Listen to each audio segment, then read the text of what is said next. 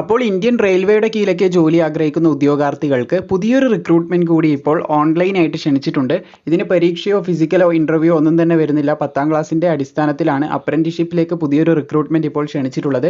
So പുതിയതായിട്ട് വന്നിട്ടുള്ള ഈ ഒരു റിക്രൂട്ട്മെന്റിന്റെ മുഴുവൻ വിവരങ്ങളും എന്താണെന്ന് നമുക്ക് നോക്കാം. വീഡിയോ കണ്ട് മനസ്സിലാക്കിയതിന് ശേഷം താഴെ ഡിസ്ക്രിപ്ഷനിൽ കൊടുത്തിട്ടുള്ള ലിങ്കിലൂടെ കയറി നിങ്ങൾ അപേക്ഷിക്കുക. അപ്പോൾ ഇന്ത്യ ഗവൺമെന്റിന്റെ കീഴിലുള്ള മിനിസ്ട്രി ഓഫ് ദി റെയിൽവേയിലേക്കാണ് പുതിയ റിക്രൂട്ട്മെന്റ് ഇപ്പോൾ ഓൺലൈനായിട്ട് ക്ഷണിച്ചിട്ടുള്ളത്.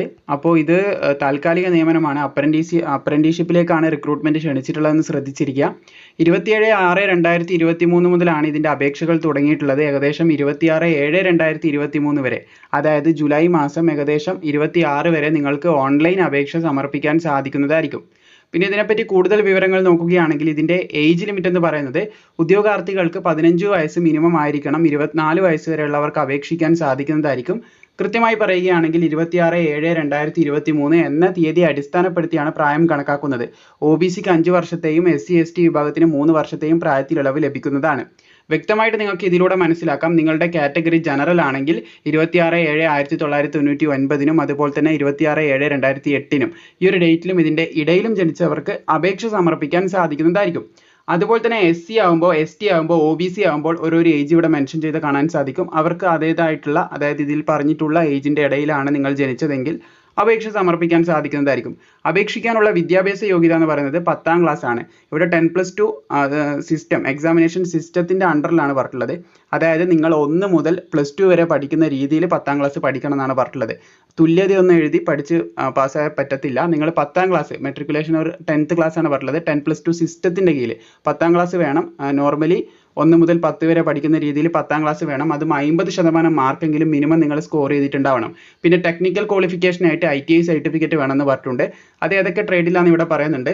Fitter, welder, turner, machinist, carpenter, painter general, അതുപോലെ തന്നെ മെക്കാനിക്ക് വന്നിട്ടുണ്ട്. മെക്കാനിക്ക് വന്നിട്ടുള്ളത് മെക്കാനിക്ക്, അതുപോലെ തന്നെ മെക്കാനിക് മോട്ടോർ വെഹിക്കിൾ വന്നിട്ടുണ്ട്. പിന്നെ പ്രോഗ്രാമിംഗ് സിസ്റ്റം അഡ്മിനിസ്ട്രേഷൻ അസിസ്റ്റന്റ് വന്നിട്ടുണ്ട്. ദെൻ അടുത്ത നോക്കുകയാണെങ്കിൽ ഇലക്ട്രീഷ്യൻ വന്നിട്ടുണ്ട്, ഇലക്ട്രോണിക്സ് മെക്കാനിക്ക് വന്നിട്ടുണ്ട്, വയർമാൻ വന്നിട്ടുണ്ട്, മെക്കാനിക് റിഫ്രിജറേഷൻ ആൻഡ് AC വന്നിട്ടുണ്ട്, പിന്നെ പൈപ്പ് ഫിറ്റർ വന്നിട്ടുണ്ട്, പ്ലംബർ വന്നിട്ടുണ്ട്, ട്രാക്സ്മാൻ വന്നിട്ടുണ്ട്, സിവിലാണ്, സ്റ്റെനോഗ്രാഫർ വന്നിട്ടുണ്ട്.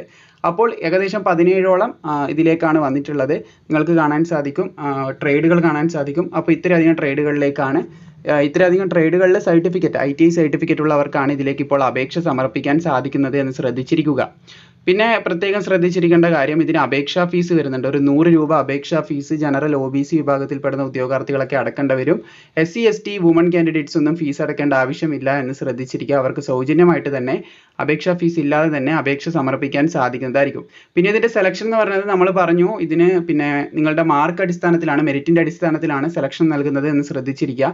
അതുപോലെ തന്നെ പ്രത്യേകം ഓർത്തിരിക്കുക, ഇത് 1 ഇയറിലേക്കുള്ള 1 ഇയർ ട്രെയിനിങ്ങിന് വേണ്ടിയിട്ട് വിളിച്ചതാണ്. അപ്പോൾ സ്ഥിര നിയമനമല്ല, ട്രെയിനിങ്ങിന് വേണ്ടിയിട്ടാണ്. അപ്പോൾ നിങ്ങൾക്ക് സ്റ്റൈപ്പൻഡ് ആയിട്ട് ചെറിയൊരു ഇത് തരുന്നതായിരിക്കും, ചെറിയൊരു എമൗണ്ട് തരുന്നതായിരിക്കും.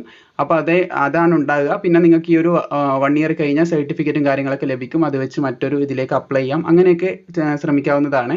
അപ്പോൾ ഇത്രയധികം കാര്യങ്ങളാണ് പ്രധാനമായിട്ടും പറയാനുള്ളത്. സ്ഥിര നിയമനമല്ല, അപ്രന്റീസ്ഷിപ്പിലേക്കാണ് ക്ഷണിച്ചിട്ടുള്ളത്.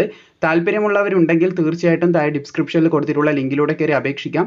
ഒഫീഷ്യൽ നോട്ടിഫിക്കേഷൻ ഓൾസോ നിങ്ങൾക്ക് താഴെ പ്രൊവൈഡ് ചെയ്തിട്ടുണ്ട്. വീഡിയോ ഇഷ്ടപ്പെട്ടാൽ തീർച്ചയായും ലൈക്ക് ചെയ്യുക. അതുപോലെ തന്നെ ഇപ്പോൾ ഈ ഒരു റിക്രൂട്ട്മെന്റ് ക്ഷണിച്ചിട്ടുള്ളത് ഈസ്റ്റേൺ റെയിൽവേ ആണ്. അപ്പോൾ വീഡിയോ ഇഷ്ടപ്പെട്ടാൽ തീർച്ചയായും ലൈക്ക് ചെയ്യുക. മാക്സിമം സുഹൃത്തുക്കളിലേക്ക് വീഡിയോ ഷെയറും കൂടി ചെയ്ത് കൊടുക്കുക.